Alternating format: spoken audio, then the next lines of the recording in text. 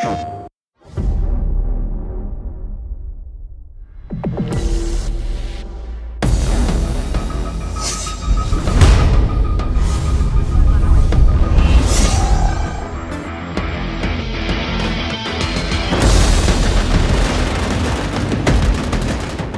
MAG is a game that's basically trying to take the first-person shooter genre and put it on steroids and take it to the next level. From the ground up, we built the game to be focused on large-scale infantry combat. Around 256 players has been our goal. So we wanted to create an online multiplayer experience that would take things a couple generations further than anyone had seen before. Create large-scale effects, large-scale battles, large events, have the players feel like they're part of a much bigger battle, much bigger conflict than they would in any other game to this point. MAG is a very player-driven story, so we want players to create their own story, but in order to do that, we've worked really hard to try to create a lot of character and a lot of interest to the world state. So the game's based in about 25 years in the future.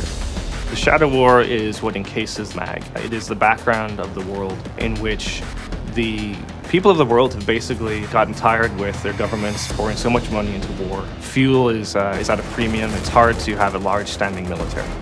So private military corporations have risen to the forefront as groups that will perform the sort of duties and the sort of actions that government armies or national armies performed previously.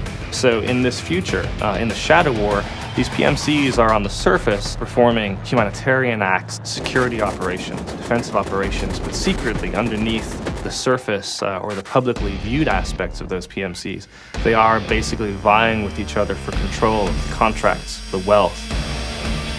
But as time goes on, the power of those individuals and the powers of those groups grows, and they take to more direct action to try to win contracts and gain superiority over their competitors. And by direct action, we're talking guns, grenades, and rockets. They're actually striking at each other, trying to weaken their opponents and strengthen their own position in the world.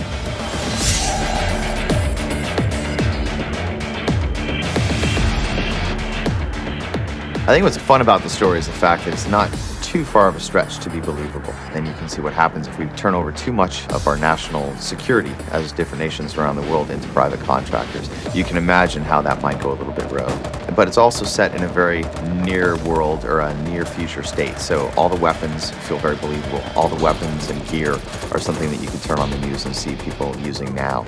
So it feels really gritty. It's a future that's not overly dark, but also not exactly all roses. MAG is a game that I think will exceed expectations and is really bringing something that players haven't seen before to the gaming public.